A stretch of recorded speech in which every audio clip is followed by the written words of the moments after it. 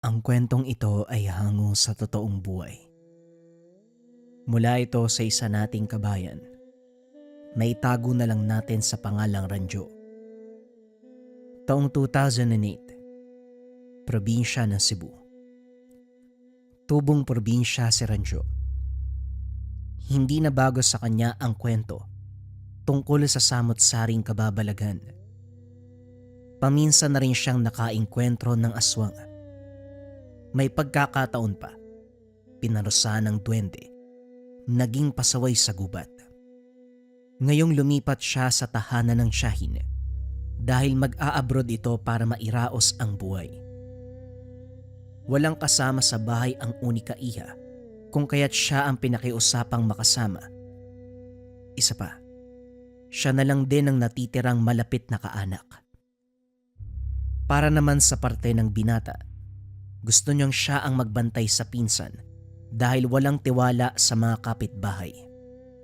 Nauso din noon ang panggagahasa at ang pinakamalala, menor de edad ang sangkot.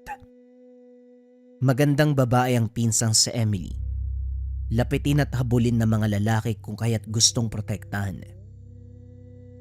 Wala namang problema kung magsama sila sa iisang bubong dahil malapit din sa isa't isa. Bunso at kuya ang tawagan. Ang kinakatakot lang ni Ranjo ay ang paligid. Puro naglalaki ang kahoy ang makikita. Makapalang nagtutubo ang halamang ligaw. Malayo ang distansya ng mga bahay-bahay. At kahit sumigaw ka pa ay dudang maririnig. Isa pa walang kuryente. Ang tanging ilaw ay lamparilla o kandila at buwan sa gabi kung meron man. Hindi naman ang kadiliman kung bakit nag-aalala si Ranjo.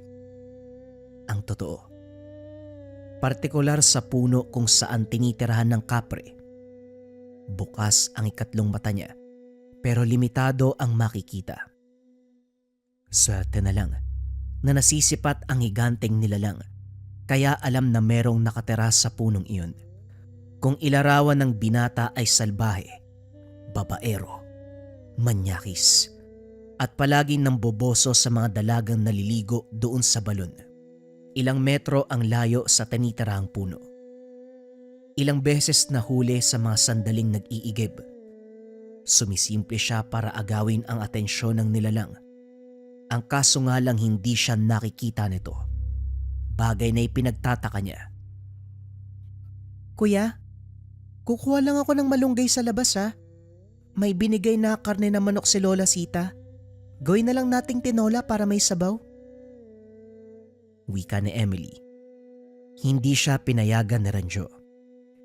Hindi, ako na. Dito ka lang sa loob. Ako ang lalabas, diyan ka lang. Napakamot na lamang sa ulo ang dalaga. Napapansin din ito na kapag magbabalak na pupunta sa likod bahay, hindi pumapayag si Ranjo. Sa kalagitnaan ng pangunguha ng malunggay, nasipat ni Ranjo ang kapre. Katulad ng tipikal na gawain nito, humihitit ng tabako. Ang usok ay binubuga ng malaking butas ng ilong. Tinitigan niya. Lumikha pa ng ingay. Pero parang bingit bulag ito sa lahat ng pagpapapansin ng binata. Napailing na lamang siya. Nagmamadaling bumalik ng tahanan dala ang malunggay. Nang magkaharap-sapag, dito nagtanong si Emily. Kuya, napansin ko lang. Bakit parang kapag magpapaalam ako na pupunta sa likod, kukuha ng malunggay o magwawalis ayaw mo? Bakit ba? May hindi ba ako pwedeng makita doon? Bawal na ba akong umapak doon? Ang dami mong tanong. Hindi naman sa ganun. Hindi ba may kapre dyan sa puno? Ayoko lang na makita ka ng higanteng yun. Mamaya magkagusto sa'yo eh. Naniniwala ka pa rin sa ganyan, kuya? Bago ko pa dumating dito para samahan ako, ilang beses na akong pabalik-balik sa likod, wala namang nangyari eh. At saka, hindi naman siguro totoo na may kapre dyan sa puno. Kasi kung meron man, sana matagal nang nagparamdam, hindi ba? Malay natin nasa iba pa ang pansin. Tapos kapag mapapadalas ang pagkita sa'yo, ikaw naman ang matitipuan. Ang pangit kayang pakinggan. Magandang dalagan na gusto ng kapre ay sus Mariosep. Wika na Ranjo. Natawa ang pinsan. Puro ka talaga kalokohan, kuya. Ay nako, hindi naman ako naniniwala sa ganyan. Mas maniniwala pa ako kung sasabihin mong may duwende kasi naparusahan ka dati, hindi ba? Ayan, ang galing mong mambaliktad. Ikaw ang pinag-uusapan, tapos isisingit mo nangyari sa akin noon. Ay nako, kumain ka na nga lang. Nagpatuloy sa pagkain ang magpipinsan. Ilang sandali pa ay natapos na. Si Ranjo ang umako sa paghuhugas ng pinagkainan, samantalang si Emily ay pinagpahinga na. Takip silim pa lamang, pero kahit papano may liwanag ng araw sa labas. Kung kaya't dali-daling inasikaso ang mga hugasin dahil sa likod bahay nalalagay ang pwesto. Sa kalagitnaan, hindi nakaligtas sa binata ang kapre na nakatingin sa tahanan. Diretso ang mga mata sa kwarto ni Emily. Wala pa namang ginawa. Panay lamang sa pagbuga ng usok mula sa hinithit na tabako. Gayunpaman bantay sarado ang kilos. Pagkatapos ng gawain, nagsunog ng dahon ng mga sako. Ang matapang na amoy nito ang pumukaw sa atensyon ng nilalang. Sunod-sunod na napadaing ng malanghap. Ngiting tagumpay naman ang makikita sa mukha ni Ranjo. Kaso nga lang, hindi pa rin siya nakikita nito. Ay sus naman, sa ganung paraan lang pala maaagaw ang pansin mo eh. Hindi mo ba talaga ako nakikita? O ayaw mo lang akong pansinin? Alam mo yatang kukontrahin kita eh. Sige lang, kapag nanggulo ka pa sa pinsan ko, makikita mo talaga, subukan mo lang.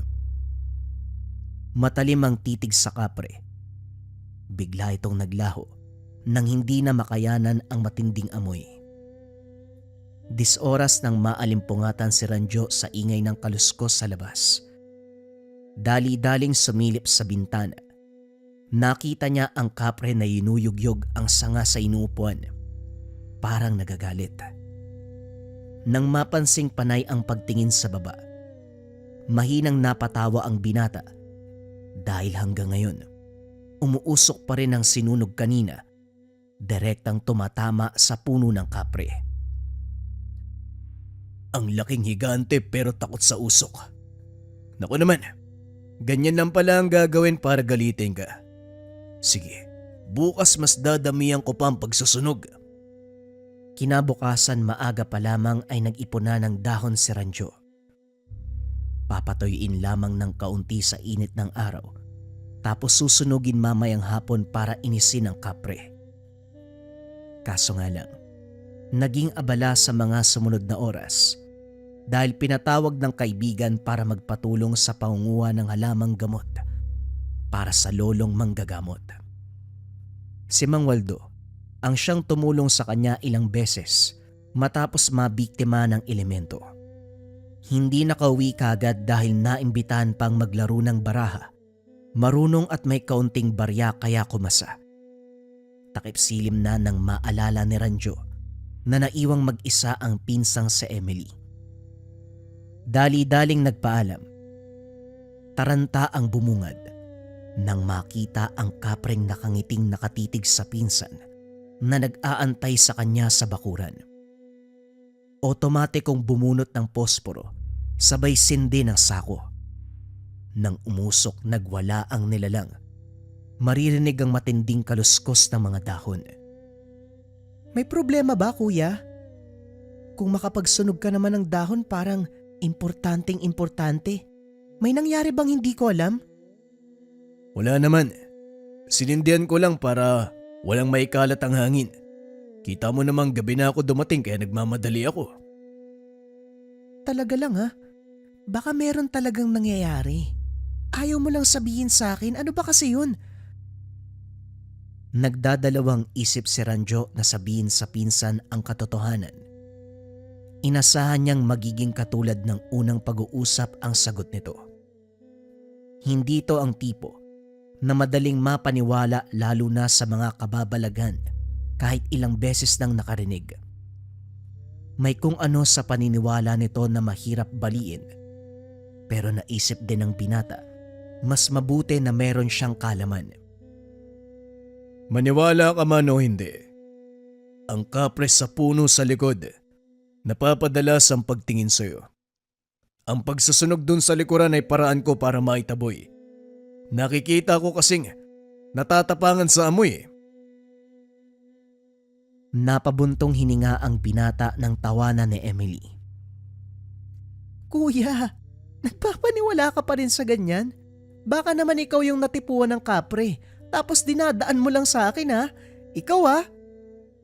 Ewan ko lang, Emily. Hindi mo ba pwedeng paniwalaan ang sinabi ko? Kahit ngayon lang seryosohin mo.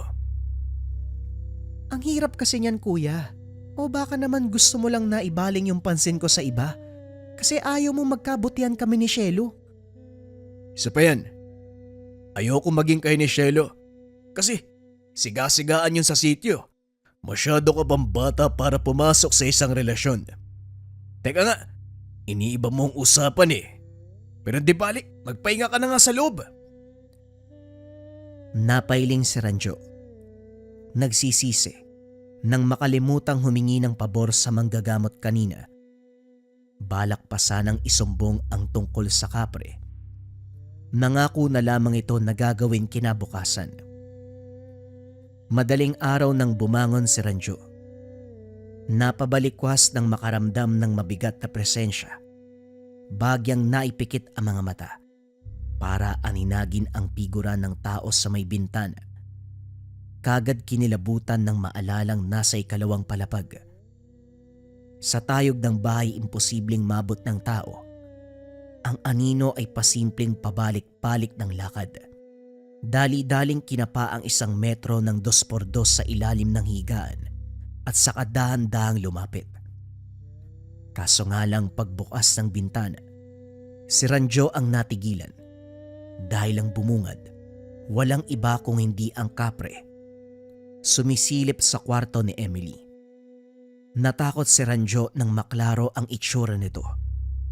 Malaki ang muka, mabaho, malaki ang butas ng ilong, mabalahibo ang katawan, malaki ang tenga, magulo ang buhok na parang alambre sa tigas.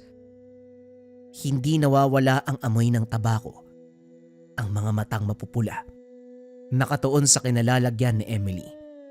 Sarado ang bintana pero dahil may ilaw sa lamparilla, kahit papano naaaninag ang loob.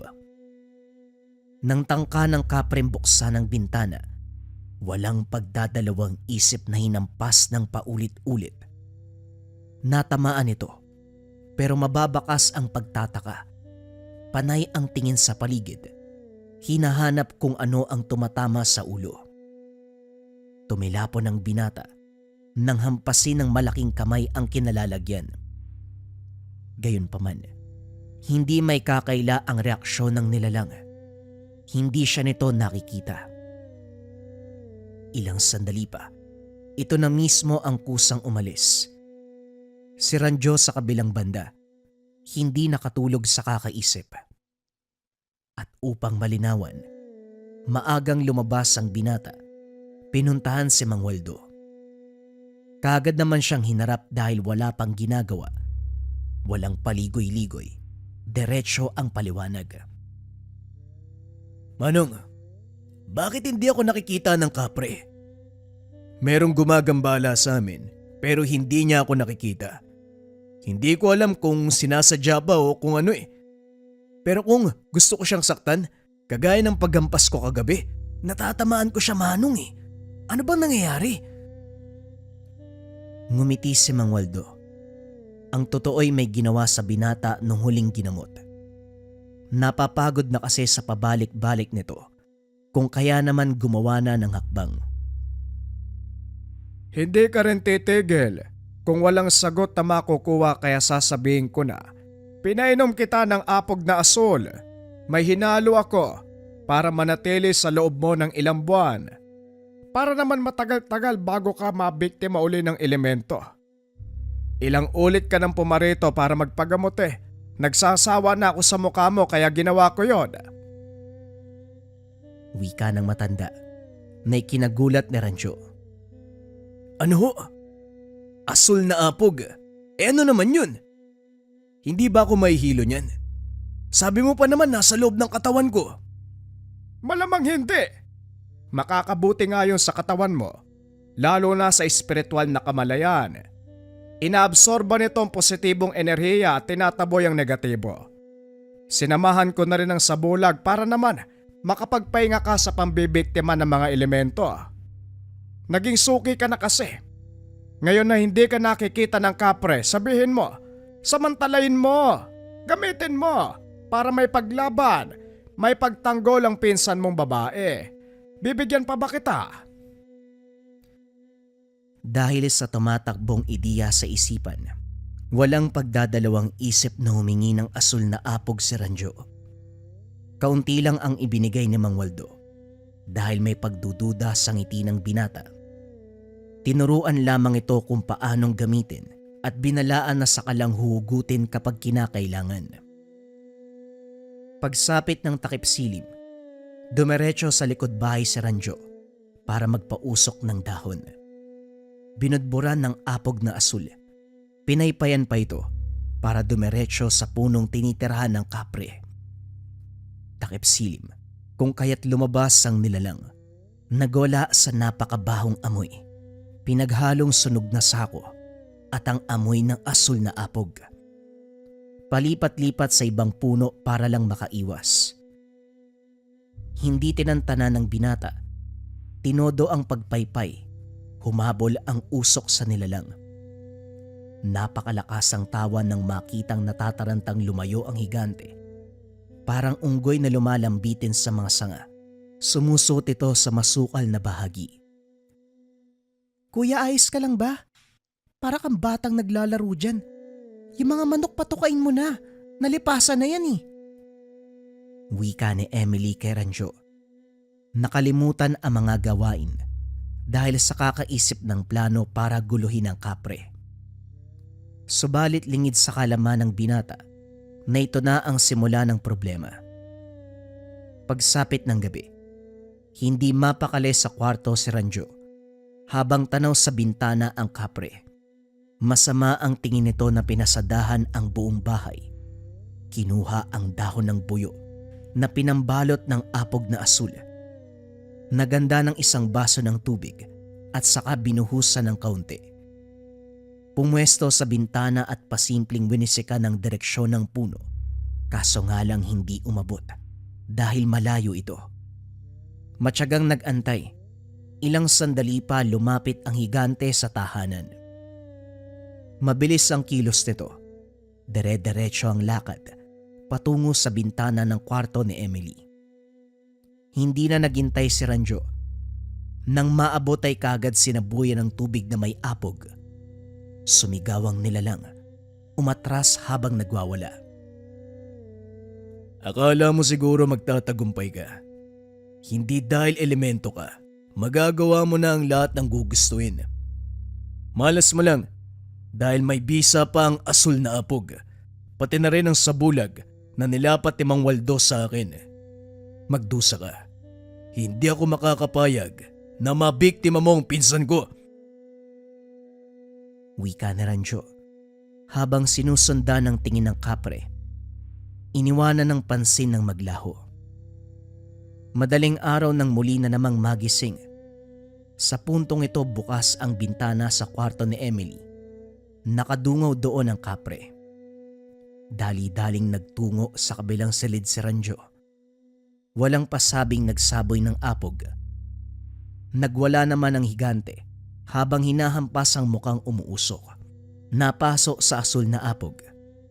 Ilang beses natumba. Halos pagapang na bumalik sa puno. Maingat namang isinara ang bintana at nilagyan ng apog para hindi na malapitan ng elemento. Kinabukasan, umaga pa lang natanaw ni Ranjo ang kapre. Masama ang titig nito habang humihit-hit ng tabako. May bakas pa ng pagkapaso ang muka at ang isang matay tinapala ng dahon. Mahihimigan ng bigat sa presensya. Mas malala kumpara sa normal. Muling nag-isip ng paraan si Ranjo para tuluyang mawala ang kapre. Hindi uubra ang apog dahil maitataboy lamang sa maiksing oras. Nang mabilang ang naipong pera, pinuntahan ng magtotroso para ipaputol ang puno. Dahil pera ang pinag-uusapan, pumayag ang mag-amang Ploro at Opel. Agarang tinumba ang puno. Tignan na lang natin kung saan ka napupulutin ngayon. Ang sabi pa naman mapili kayo ng punong titirahan. Doon ka na sa malayo. Huwag ka nang bumalik dito para hindi na magulo ang buhay mo. Magmula ng araw na naputol ang kahoy, hindi na nagparamdam ang kapre. Subalit may pagbabago sa pisikal na anyo ni Emily. Ang makinis na balat, biglang gumaspang na parabang matandang babad sa init ng araw doon sa taniman. Nagrereklamo na rin dahil napapadalas ang paghirap sa paghinga tuwing gabi. Aniya, parang may mabigat na nakadagan sa dibdib. Nung una, inisip ni Ranjo na baka namana ng pinsan ang sakit sa balat ng yumaong ama at ang kakapusan sa hininga nakuha sa ninuno na may karamdaman sa puso. Pinagpalagay ng binata na ganito ang lahat. Kaso sigurado si Emily na merong mali. Pinaliwanag ng mabuti kay Ranjo ang pangyayari. Nakikinig naman ang binata pero hindi kaagad na proseso ng isipan. Sigurado siyang lumayas na sa lugar ang kapre kaya nahirapan siyang maniwala na may nakikitang tao ang pinsan. Pabalik-balik ng silip sa bintana. Walang sino mang makakakyat sa bahaging iyon dahil walang matutungtungan o maaapakan. Isa pa, ang tanging makakagawa ay isang higanteng kapre lamang. Sigurado ka ba talaga sa sinasabi mo? Baka naman nananaginip ka lang o namamalikmata. Hindi nga kuya, sigurado talaga ako. Malaki nga yung ulo eh. Tapos parang malaki din yung pangangatawan kasi halos sumakto sa bintana eh. Kapag nandyan siya, bumibigat yung dibdib ko. Parang may sumasakal sa akin eh. Napalunok si Ranjo. Kinakabahan. Napapatanong kung wala na bang bisa ang asul na apog. Ubus na rin ang apog na hiningi sa manggagamot. Kampante na sana na wala ng manggugulong nilalang. Pero ito sila ngayon. May bagong kinakaharap. Kuya, itong nangyari sa akin. Baka biktima ako ng elemento. Tignan mo yung balat ko gumagaspang na oh. Unti-unti na ngang nagiging kulubot eh. Huwag ka mag-alala. Puntahan natin si Mang Waldo. Hihingi tayo ng tulong sa kanya. Sa ganitong usapin, siya lang ang makakatulong sa atin. Inakay ang pinsan patungo sa tahanan ng manggagamot. Maging sa paglakad ay hirap na rin ito. Namanhid bigla ang mga binti. Kaagad naman silang inasikaso ng manggagamot dahil sumakto ang pagdating. Kakatapos lang nito sa pagsuri sa naunang pasyente. Unang tingin pa lang napailing si Mang Waldo, sabay sulyap kay Ranjo. Binigyan ng paunang lunas ang balat ng dalaga. Pagkatapos ay pinagpahinga muna. Tinawag ang binata para makausap. Sinasabi ko na nga ba may gagawin kang hindi kaaya-aya? Tignan mo ang nangyari kay Emily. Hindi ako magdadalawang isip na sabihin na ikaw ang may gawa niyan. Kunot noong napatitig ang binata sa manggagamot. Ano? Bakit naman po ako? Ano bang ginawa ko? Nagtatanong ka pa talaga. Ay nako, sige, para malaman mo, makinig ka. Ginamit mo ang apog para gambalain ang kapre. Nagalit kaya bumawi. May utak ka naman sana, kaso hindi mo ginagamit na maayos. Ang bilin ko, gamitin ang asul na apog bilang pangontra. Hindi gawing sandata para unahan mo ang nilalang. Ang nangyari, binalikan ng pinsan mo. Binigyan ng karamdaman sa balat para masira ang kagandahan. Ang sinasabing hirap makahinga sa gabi. Dahil yon sa marahas na pagdalaw ng nilalang. Inunahan mo kasi kaya nagkaganito. Nagulat si Ranjo habang nakikinig sa salita ng manggagamot. Dito napagtanto ang ginawa sa nilalang. Dagdag pa nito, magiging mas salbahe ang dating ng higante dahil nasagad ang galit. Asahan ang matinding pagpaparamdam. Humingi naman ng tulong ang binata pero sa pagkakataong ito, hindi nagtiwala si Mang Waldo. Gagamitin ko na po talaga sa tama manong pakiusap. Bigyan mo ko ng apog para maitaboy ang kapre kapag nagpunta siya sa tahanan. Hindi na. Ako na mismo ang pupunta sa inyo para lapatan ng pananggalang ang buong tahanan. Kung bibigyan kita, posibleng sasayangin mo lang. Mahirap makahanap nito at hindi madaling magawa ang apog dahil lalapatan ko pa ng bisa, orasyon at debosyon. Pagkatapos ng usapan, binalingan uli ni Mang Waldo si Emily. Sinuri muli ang kalagayan ng balat. Nilapatan ng mabisang gamot. Pinainom ng tubig na may basbas. Nakainom na ng asul na apog si Emily. Ibig bang sabihin yan, hindi na siya makikita ng kapre kagaya ko? Nilagyan ko ng sabulag kaya malamang oo. Kung makasabi ka naman ng kagaya ko, akala mo talaga hindi na siya nakikita. Iho, malinaw pa sa sikat ng araw ang imahe mo sa mga mata ng nilalang. Nakikita ka na niya. Napalunok si Ranjo. Nakiusap na makiinom ng apog pero humindi si Mang Waldo. Isang beses lamang magagawa. Kapag susundan pa, posibleng magkaroon ng diferensya, lalong-lalo na sa kalusugan. Pagdating sa tahanan, kaagad nilibot ni Mang Waldo ang paligid. Mga bintana at pintuan ay nilagyan ng pangontra upang maiwasan ang paglapit ng kapre. Inihipan ng orasyon ng hangin, pangdagdag bakod. Pagkatapos ay maigpit na binalaan si Ranjo. Dahil ikaw ang tatayong magulang sa inyong dalawa ng pinsan mo, siguraduhin mong magagamit sa oras na kinakailangan lang ang apog. Ito lang ang natira sa akin, Ranjo. Subukan mong sayangin, makakatikim ka talaga. Bantayan mo rin si Emily. Maayos na ang kondisyon niya sa balat. Ang kailangan na lang lunasan, yung kinakapos ng hininga sa gabi. Hindi ko mapipigilan ng pagdalaw ng nilalang, lalo pat natipuan nito ang dalaga. Ang tanging magagawa ko lamang ay kontrahin ng paglapit. Tandaan mo, huling apog na yan kaya ayusin mo. Makakaasa po kayo, Mang Waldo. Maraming salamat po sa tulong niyo. Matapos matanggap ang dahon ng buyo na ginawang balot sa apog na asul, binantayan niya ang pinsan. Nakatulog kakayak nang mapagtantong biktima ng kapre. Sinisi niya ito dahil ayaw siyang paniwalaan. Kung noon pa naniwala na, siguro hindi ganito kalala ang takbo ng kaganapan. Gayunpaman, winaksi na lamang ng binata ang naisip dahil kung tutuusin, nangyari na ang dapat mangyari. Hindi nagtagal, maririnig ang kaluskos sa labas. Sinundan ng mabigat na yabag. Pagtayo ni Ranjo, bumungad ang anino ng kapre. Litaw sa kadiliman ang nanlilisik na mga mata. Dere-derecho ang lakad pero biglang nahinto nang makita ang binata. Dumako ang tingin sa hawak nitong dahon ng buyo. Biglang tumigas ang muka. Bumalandra ang galit.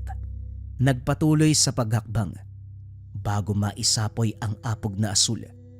Nabitawan matapos makaramdam ng pagsakal. Nataranta si Ranjo. Naiangat siya nito. Nagtaka dahil sa pagkakataong iyon. Magkasing tangkad lamang sila. Nakapasok ng hindi namalayan. Tuwang-tuwa habang siya naman ay nahihirapan. At hindi lang yun. Binalibag sa kabilang bahagi ng tahanan. Gumulong pababa ng hagdan. Sumunod ito at patuloy na sinaktan. Gumapang sa kinalalagyan ng patalim. Sinaksak ng makabunot ng kutsilyo pero wala itong epekto. Muli siyang binalibag. hanggang sa unti-unting umikot ang paningin gawa ng pagkabagok. Nang makita nitong hindi na halos makakilos, tumalikod na at saka binalingan ng pansin si Emily sa itaas. Sinikap ni Ranjo na makahabol pero huli na, nakadagan na sa natutulog na pinsan. Nakapikit pa rin ang mga mata ng dalaga pero mapapansin ang pangingisay ng katawan. Malapad ang pagkakangiti ng kapre habang sinasakal ito. Nang masipat ni Ranjo ang dahon ng buyo, dali-daling kinuha at syumempo sa pagbukas ng bibig ng nilalang. Mabilis na isinubo ang lahat ng apog. Nagwala ito sabay bitiw ng nakakabiging sigaw. Dinudura nito ang apog pero hindi na nagawa dahil kumapit na sa dila. Sinikap matanggal, hindi na nagulat ang binata nang biglang maglaho. Nakita itong nasa labas, pasuray-suray habang lumalayo. Hindi naman maiwasan ni Ranjo ang mapangiwi habang iniinda ang sugat sa kamay. Nakagat habang sinubuan ng apog ang kapre. Gayunpaman, hindi alintana. Dali-daling pinukaw ang pinsan na hanggang ngayon ay nangingisay. Matagal bago nagising si Emily. Habol nito ang hininga. Pinagpapawisan. Kagad na payakap kay Ranjo sabay iyak. Inalo niya ito. Nang may masmasan, inatupag ang sarili dahil labis ang pagkirot ng sugat. Pinalipas ang mga oras pero hindi na makakaya dahil namamaga ang kagat at unti-unting kumalat sa buong katawan ang pamamanhid. Namumutla na rin, nanghihina. Kahit madilim ang daan, inalalayan si Emily patungo sa tahanan ng manggagamot. Pagdating, napailing si Mang Waldo.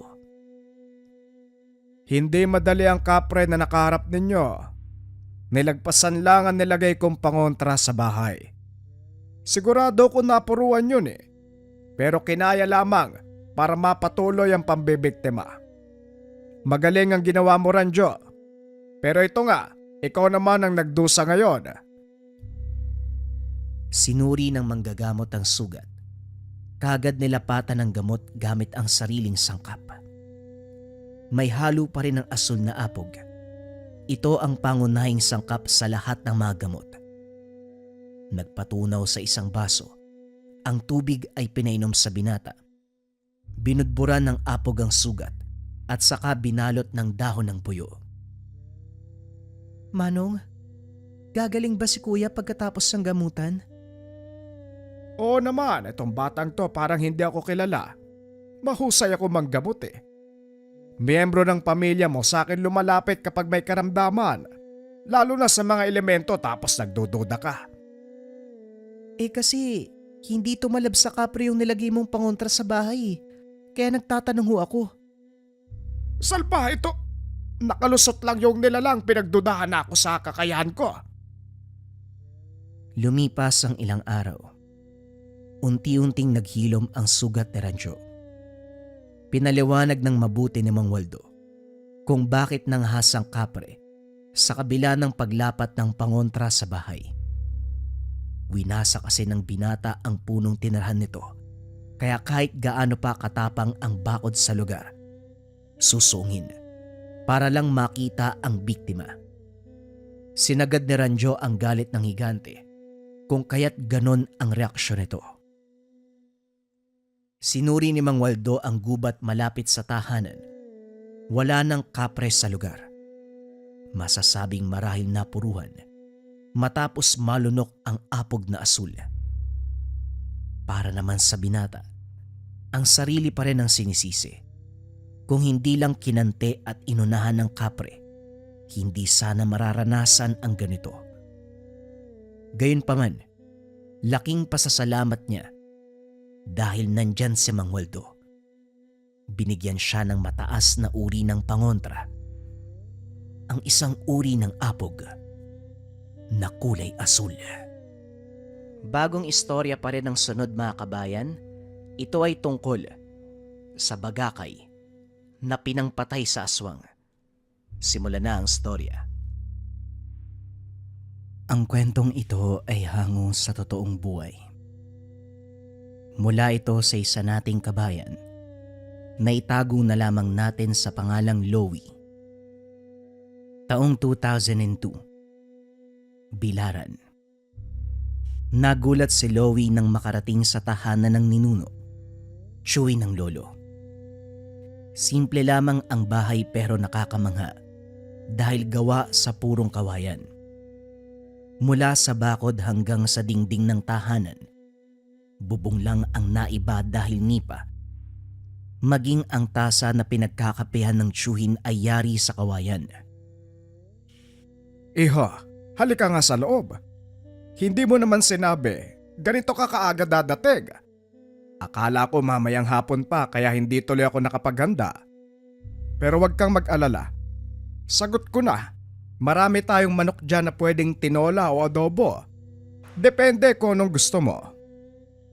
Idagdag pa sa pagkamangha, si Lolo Torning mismo. Sa kabila ng edad na 80 taong gulang, masyado pa itong malakas. Mabilis ang kilos at parang nasa edad na 60 pa lamang.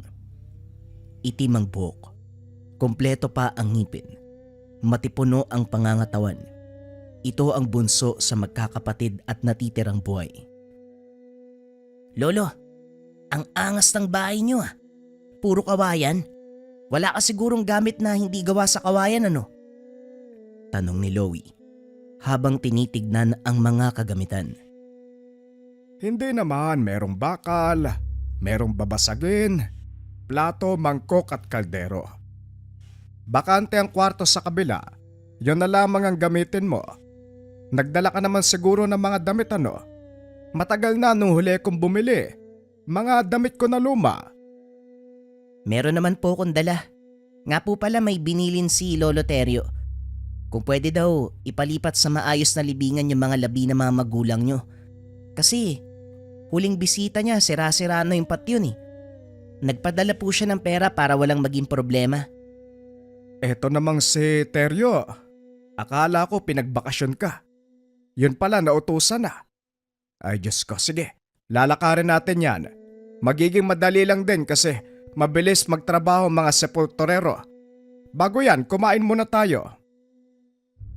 Hanggang sa pag hindi maiwasang mapanganga ng binata. Ngayon pa lang siya nakakita ng kanin na nasa loob ng kawayan. Nakabalot pa ng dahon ng saging. May kasamang ulam. Sa puntong ito hindi gumamit ng anumang plato si Lolo Torning. Pinakita sa binata ang nakasanayang pagkain na gamit lamang ang dahon ng saging at mga kamay. Hindi nag-inarte si Loie. Nang makitang sumubo ang matanda, kumain na rin siya. Pagkatapos hapag, nag-usap ang mga ito tungkol sa buhay. Maraming naikwento ang matanda dahil mas maraming karanasan. Pero si Loie, napako ang tingin sa hindi mabilang na sandatang kawayan. Maayos itong nakahilera sa dingding. Nang hindi mapigilan ng kuryosidad, pinutol ang salita ni Lolo Torning. Lo, ano po ba ang mga yan? Para po ba sa panguhuli ng isda? Ito ba? Hindi para sa panghuli ng isda pero pwede naman. Ang pinakagamit niyan dito sa bahay ko, pangsundot ng puwet ng mga aswang na mahirap pakiusapan. Nabaling ang pansin ni Loie sa matanda. Napalunok nang makarinig ng aswang. Ang totoo, may karanasan ng binata sa nasabing nilalang pero hindi naging maganda. Kapag aswang ang pag-uusapan, wala naman talagang magandang kakalabasan. Ang sa binata lang, ito ang dahilan kung bakit maagang nasawi ang ama. Nagkaroon ng malubhang sakit. May pag-asa pa sanang mabuhay pero naunahan ng aswang. Walang matibay na ebidensya pero dahil isang albularyo ang nakapagsabi, matapos makita ng katawan ng yumao sa kasagsagan ng burol, naniwala si Loie. Magmula ng araw na yun, nanlalamig ang buong katawan kapag nakakarinig ng aswang. May aswang po ba sa lugar na to? Totoo po ba talaga? Oo naman. Hindi ko alam kung nabanggit ng lolo mo ang tungkol sa akin. Lowy, ako ang tipo ng tao na kung tawagin ay manunugis. Larangan kung saan hinahabol at pinapatay ang mga aswang. Kung ito ang pag-uusapan, marami na akong napugutan ng ulo at ang mga kawayan na yan ang tanging sandata ko. Kumuha ng isang bagakay si Lolo Torning at saka maingat na inabot kay Lowy. Muling napalunok ang binata nang mahawakan nito. Paano po to nakakapatay ng aswang? Simpleng kawayan lang naman to ah. Parang isang tira. Mababa. Natigilan ang binata nang subukang baliin ang bagakay. Binuhos ang lakas pero bigong mahati. Kinuha na lamang ito ni Lolo Torning. Simpleng kawayan pero malupit ang bisa. Hayaan mo, kapag may aswang na napagawi sa paligid, sisiguraduhin ko masasaksihan mo kung paano kong gagamitin ang kawayan na ito. Wika ni Lolo Torning. Ibinalik na rin sa ayos ang bagakay. Napahugot ng hininga si Lowy. Napatitig sa sandatang kawayan. Sa isip niya, kung nasa malapit lang si Lolo Torning nung panahong nabiktima ng aswang ang ama, nabigyan pa sana ng pagkakataong mabuhay dahil sigurado siya. Hindi papatakasin ng matanda ang nilalang, papatawan nito ng parusa. Makalipas ang ilang sandali, hinayaan siya ni Lolo Torning na maglakad-lakad sa paligid. Binilinan na wag lumayo, diyan lang sa malapit mag-ikot. Naaliw naman ang binata dahil sa wakas. Nakalanghap ng sariwang hangin, nadama ang kalikasan. Tubong Maynila, kung kaya't nakagisnan ang nagtataasang gusali. Siksikan ng mga bahay, usok at ingay ng mga sasakyan. Nanibago siya dahil dito ay masyadong payapa. Magaan ang pakiramdam at masarap sa mata ang naglalawakang tanawin. Sa wakas, purong berde ang nakikita ko. Nakakasawa yung mga sasakyan at gusali sa Maynila. May mga tao pang bantay sarado ka kapag lalabas. Hindi ka naman artista, pero nakasunod yung mga mata nila sa'yo. Hindi ka artista? Sa postura mong yan? Napalingon si Lowy nang marinig ang boses ng isang babae. Pagtingin, bumungad ang dalagang probinsyana, si Meralda. Anak ng maralitang magsasaka na nakatira sa kabilang barangay. Napagawi dahil may sakahan sa unahan at ang kinalalagyan ni Lowy ang madalas na pasyalan. Oo, hindi ako artista. Siguro gwapo lang. Ilang ulit nang narinig ni Lowy ang ganitong papuri, pero iba ang dating ng babae ngayon. Bagyang nahiya ang binata. Meralda nga pala. Pasensya na kung naistorbo kita ha. Ang totoo, dito ako pumupunta kapag wala nang ginagawa sa taniman. Kakatapos lang kasi magdilig ng mga halaman eh. Ganun ba? Ako pala ang nakaistorbo sa'yo eh. Nauna ka kaysa sa akin. Lowy nga pala ang pangalan ko. Tubong Maynila, pero sa bahay ako ni Lolo Torning nanunuluyan ngayon. Lolo Torning? Lolo mo yung manunugis? Hindi kaagad nakasagot si Lowy sa biglaang pag-iba ng tono ng babae. Pilit pinoproseso ng isipan kung saan siya nagkamali. Pero kaagad bumawi si Meralda at sinabing nagulat lamang na merong artistahing kaanak ang matanda. Tumawa na lamang si Lowy sa sinabi nito. Nagpatuloy ang kwentuhan ng dalawa. Nagpakilala sa isa't isa. Nahinto nang marinig ni Lowy ang boses ni Lolo Torning. Lumingon siya para tawagin din ito. Ipapakilala sana si Meralda pero nagulat nang biglang naglaho. Kamot ulo na lamang siyang umalis kasama ang matanda. Nag-ihaw ng manok ang dalawa. Sa kalagitnaan, napatanong si Lolo Torning kung sino ang kausap kanina. Sinagot naman niya ito pero mahihimigan na parang may mali sa reaksyon ng matanda. Tangulang pero may kakaiba. Hindi nag-usisa si Loie dahil totok ang pansin sa pag-iihaw. Nang nasapag na sila, napansin ng binata na hindi mapakali si Lolo Torning. Panaylingon kung saan-saan, kung minsan pa ay biglang tatayo, sisilip sa bintana. Tumagal ito hanggang natapos sa pagkain. Nang hindi pa rin maperme, nagtanong si Loie. May problema po ba, Lolo? Kanina pa kayo balisa ah. Hindi maganda ang pakiramdam ko. Parang may umaaligid. Huwag ka munang lumabas. Baka mamaya biglang may lumitaw eh. Sinasabi ko na nga ba? Loie, dito ka lang sa loob ah. May itataboy lang ako sandali. Nasundan ng tingin ni Loie ang matanda. Kumuha ng iilang bagakay. Nagsugbit ng itak sa tagiliran. Nagmamadali itong lumabas. Dire-diretso ang mabilis na akbang. Kabadong nag-aantay ang binata sa pagbalik ni Lolo Torning. Lumalim ang gabi sa paglipas ng oras.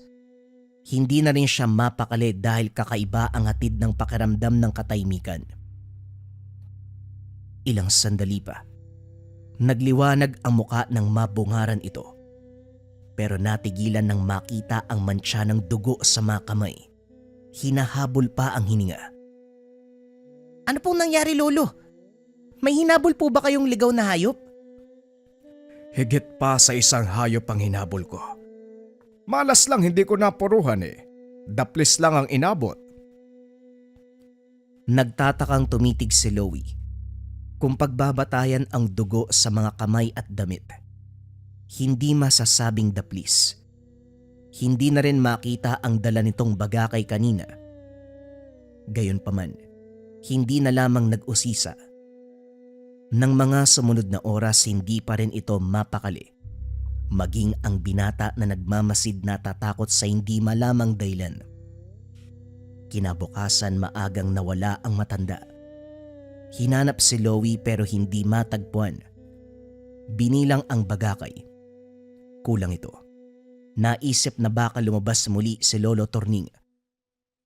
Sa kabilang banda naman nagdududa sa nangyayari. Gayunpaman minabuting mag-antay kaysa mag-isip ng kung ano-ano. Tanghaling tapat nang makabalik ang matanda. Pawisan. Namumula ang muka sa pagbilad sa araw. May bitbit itong kambing.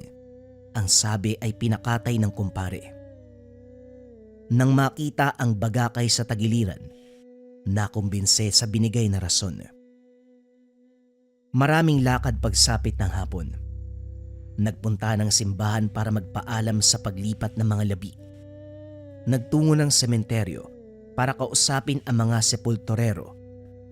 Mabilis kumilos ang mga ito lalo na nang abutan ng suhol. Si Loie ang nagbabantay sa pagtatrabaho ng mga ito. Samantalang si Lolo Torning naman, bumalik ng simbahan para sa ibang pakay. Sa kalagitnaan, naisingit ang binata sa usapan ng mga sepulturero.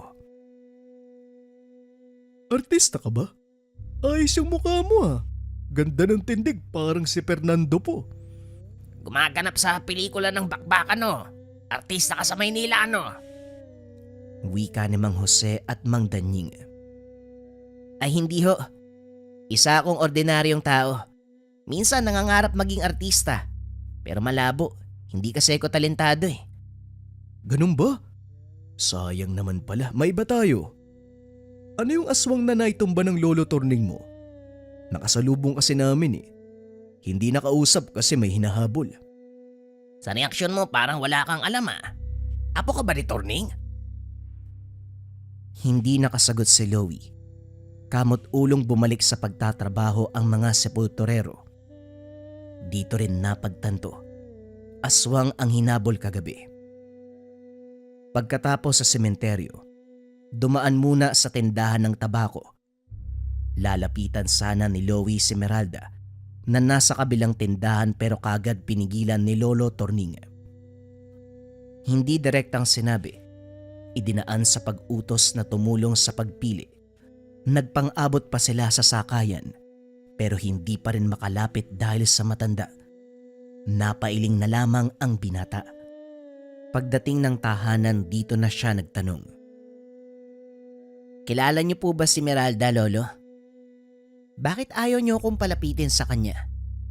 Sa napapansin ko, umiiwas din siya sa inyo. Ano po bang nangyayari? Mas mabuti nang umiwas sa mga taong maraming tinatago. Makakatulong ito para makaiwas ka sa anumang banta ng panganib. Hindi ko po maintindihan ng ganyang salita niyo. Diretsuhin niyo nga po ako. Nagbuntong hininga si Lolo Torning bago pa ito sumagot. Sinigurado ding handa ng makinig ang binata. Hindi ordinaryong tao si Meralda.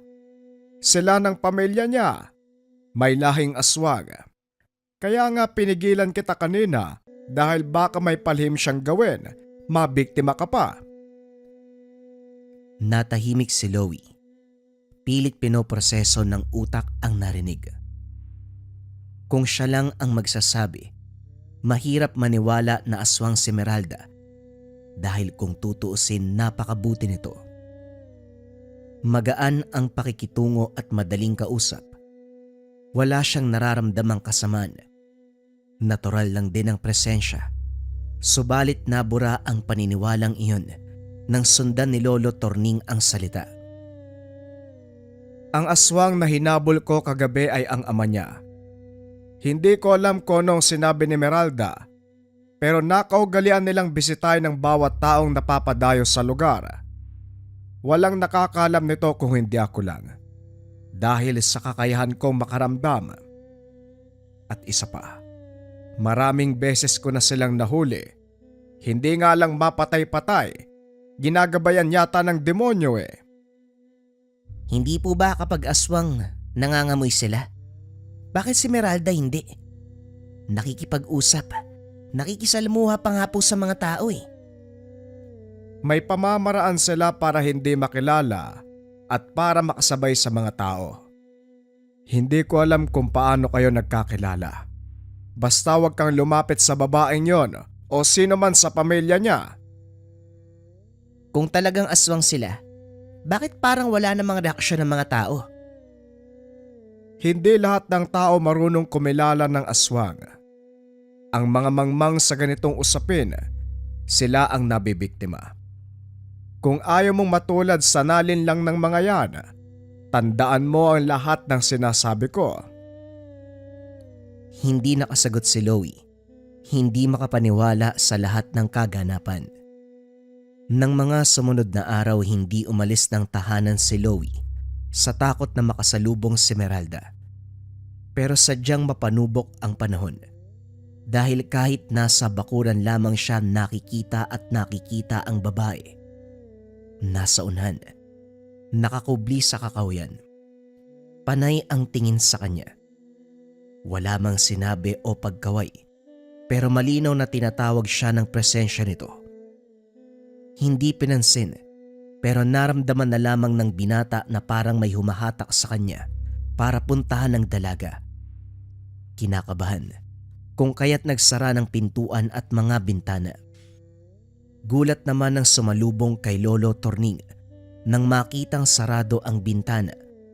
Kagad nagtanong. Sinabi ng binata ang tungkol kay Meralda. Mabuti ang ginawa mo. Huwag kang magpapadala sa panlilin lang niya. Isa pa, hindi naman makakalapit sa tahanan natin dahil siguradong malalagot sa kawayan. Kahoy lang pero takot na takot ang aswang sa tulis niyan. Dahil kapag tumama sa kanila, siguradong magkakalatay. Ngayon lang din naintindihan ni Loie kung bakit matutulis ang kawayang bakod. Proteksyon pala ang silbi ng mga ito. Muling namangha sa matanda. Hindi na malayan ang oras. Napabalikwas ng bangon si Loie nang makarinig ng sigaw. Maging siya ay kinilabutan. Sigaw na para bang sinasaktan hanggang mamatay. ang ipinagtataka ng binata. Sobrang hina ng ingay na halos pabulong na lamang. Yung bang sakto lang na maririnig. Singilip si Lolo Torning sa kabilang kwarto. Mahimbing ang tulog nito. Sinubukan niyang kumalma. Paulit-ulit na hinahampas ang magkabilang tenga. Ayaw nang marinig. Dahil pakiramdam niya ay dinidemonyo. Siya lamang ang nakakarinig. Subalit tumagal ito ng ilang sandali. Nang mawala ay napahinga ng malalim. Kinabukasan, binanggit kay Lolo Torning ang tungkol kagabi. Isa lang ang ibig sabihin. May pambibiktima ng aswang. Maaaring nasa malayo o malapit. Magaling silang manlinlang.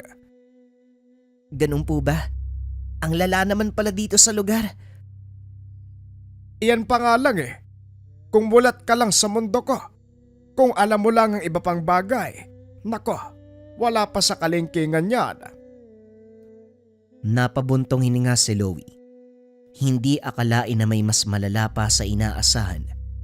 At ang malala, ito ang kasunod na nangyari. Bandang hapon nang mautusan sa tindahan, ilang minutong lakaran mula sa bahay. Ayaw sana niyang lumabas dahil natatakot na baka makasalubong si Esmeralda.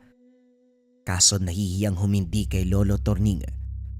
Naging kampante naman ang bigyan ng bagakay. Maingat sa pagkahawak upang hindi masugatan sa tulis ng kawayan. Matapos makapamili, nagmamadaling bumalik. Katulad ng inasahan, nakasalubong si Esmeralda. Masama ang tingin nito sa kanya. Nakatindig sa hindi kalayuan. Sinubukan ni Loie na lumis ng daanan pero hindi makapaniwala nang sa bawat direksyong nilingon. Bubungad ang babae hanggang mukaan silang nagkarap. Takot ka ba sa akin, Loie? Magkaibigan tayo, di ba? Sinong hindi matatakot sa'yo ganyan yung pinapakita mo? Ano ko ba talaga? Sino ka ba? Tumitig lang si Esmeralda. Maigpit ang hawak ni Loie sa bagakay. Lalapit sana ito. Kaagad dinuro ang kawayan. Dali-daling napatras ang babae. Walang nagawa ng kumaripas ang binata. Sinundan pero may distansya ang pagitan. Naglaho bigla nang mapansin ang paglabas ni Lolo Torning. Sinuri ng tingin ng matanda ang buong paligid. Walang sinabi ang apo. Pero batay sa amoy na dumikit sa bagakay at sa reaksyon ng binata, sigurado siyang may sumunod dito. Pinapasok sa loob si Loie. Siya naman ay naglibot sandali. Sa sagingan natanaw ang malawak na taniman sa baba. Naroon si Esmeralda kasama ang ama. Nakabalot man ang katawan nito. Kitang-kita pa rin ang sugat na tinamo nung huling engkwentro. Dahan-dahang bumaba si Lolo Torning para lumapit sa mga ito. Tumabi ang dalaga. Humakbang ang ama para salubungin siya. Ano? Ipagyayabang mo na naman ba ang kakayahan mong pumatay ng aswag? Wika ni Dado. Masyado ka namang mainit. Huwag mong subukan ang pasensya ko. Marami pang magsasaka sa paligid. Ayaw mo pa namang malaman ng iba kung sino talaga kayo. Pasalamat ka. Mukhang ako pa lang ang nakakaalam sa katauhan nyo. Marami na tayong engkwentro. Hindi ko maintindihan kung bakit hindi kayo mapatay-patay eh. Wala na akong pakialam sa iba. Basta tantanan nyo ang apo ko. Ikaw naman, Iha. Alam ko maitsura si Loie. Pero huwag kang mangarap ng tapos. Alam kong ibig sabihin ng kilos mo. Pabayaan mo ang apo ko. Matapos magsalita, dahan-dahang naglakad palayo. Pagsapit ng gabi, hindi makatulog si Loie dahil sa kakaibang pakiramdam. Panay ang likot sa higaan nang tumagal tumayo at palipat-lipat ng pwesto. Makalipas ang ilang sandali, may kung sinong tumawag. Hindi nakilala ang boses dahil pabulong. Nang sundan ng pinanggalingan, bumungad si Meralda. Kumuway sa kanya.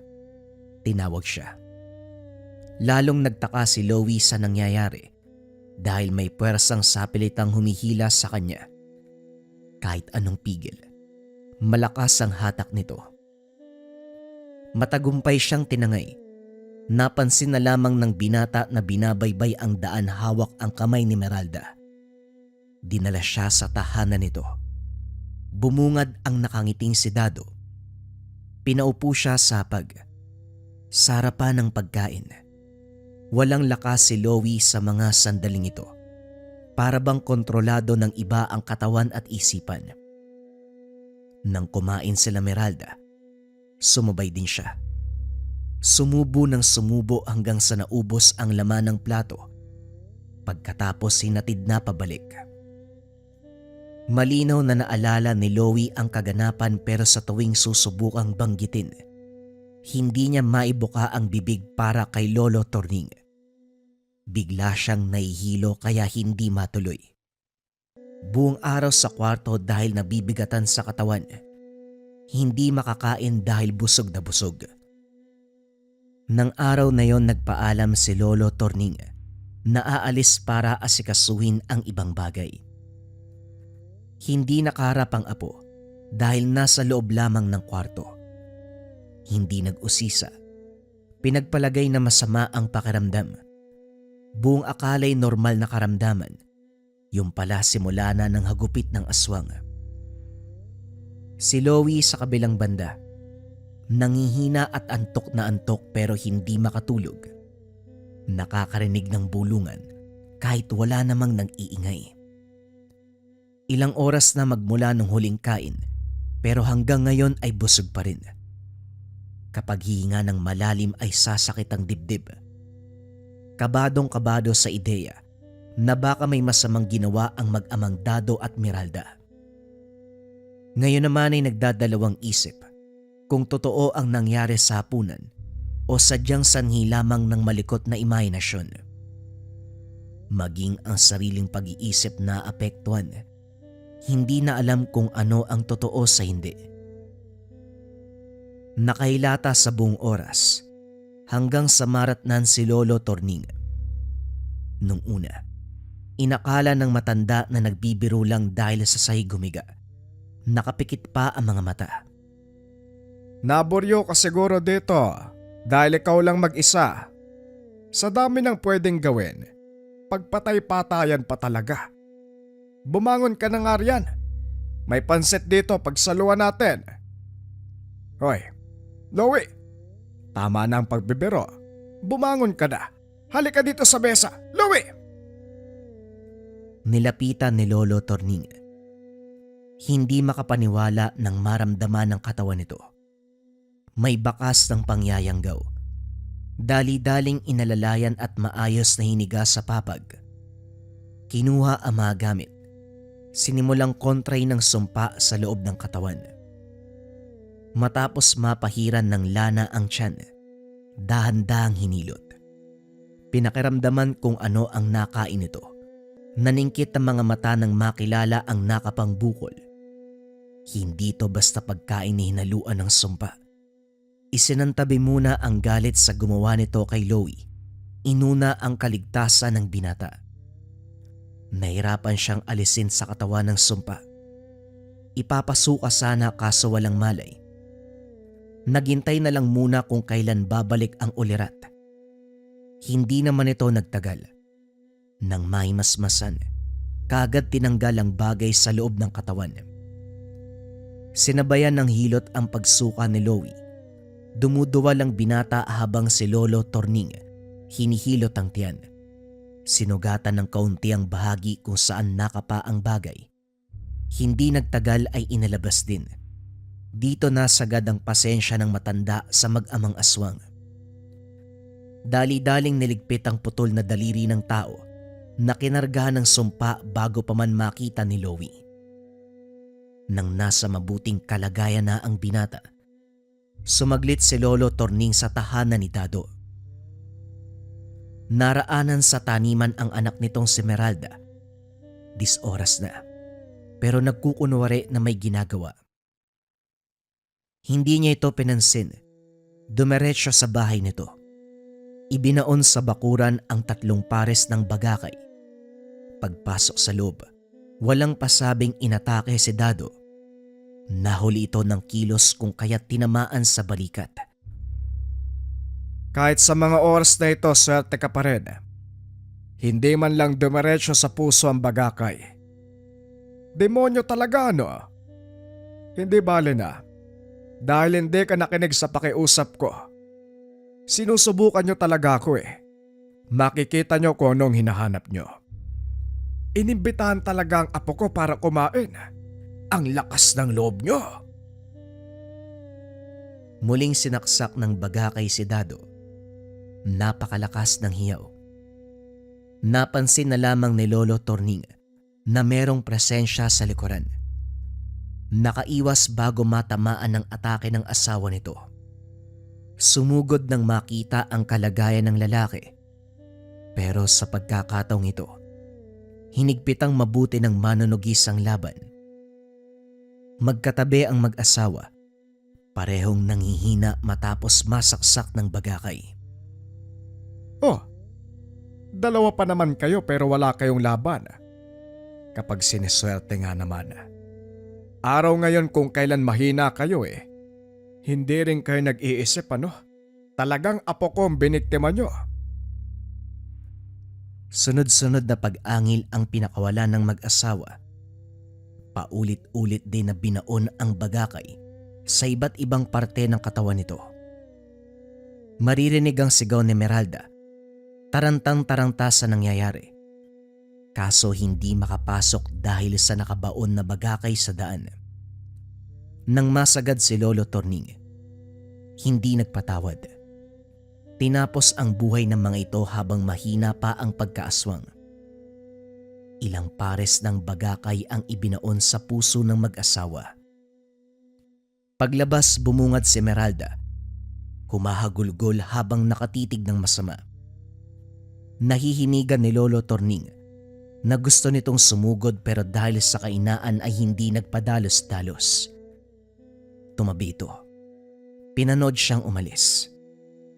Binalaan niya ang dalaga. Iha, ikaw na lang ang natira sa pamilya mo.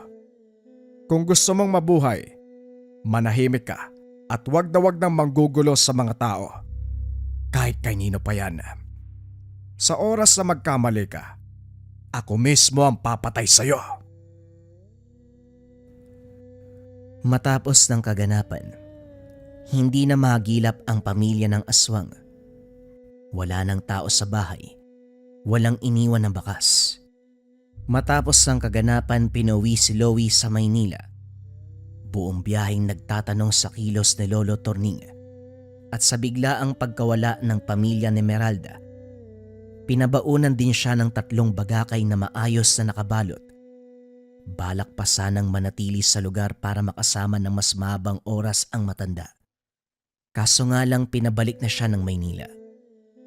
Sa kabila ng mga katanungan, ipinagpalagay na lamang ni Loie na pamamaraan nito ni Lolo Torning para protektahan siya. Pero habang buhay nakatanim sa kanyang isipan, na minsan siyang biniktima ng pamilya ni Meralda. Minsan siyang sinubukang yang gawin ng pamilya ng aswang. Araw mga kabayan, nandito na yung restocks ng ating Kaluban de Pampaamo. Kung mapapansin ninyo mga kabayan, 50 pieces lang yung dumating sa atin dito and yung half niya naka-reserve na para sa mga kabayan natin na umorder kaninang live. Hanggat meron pa mga kabayan, pwede na kayong kumuha ng Kaluban, malapit itong out of stock. Ang bisa ng Kaluban de Pampaamo, pampaamo sa tao, pampaamo sa negosyo. Kung nasa toxic environment ka, perfect sa'yo ang Kaluban de Pampaamo. Simple lang ang gagawin kabayan, dalhin lang palagi ang Kaluban, may kasama yung gabay po lang tela pouch pagdating sa'yo. Kung interesado ka, isearch mo lang ang shop ng Lika Merchandise.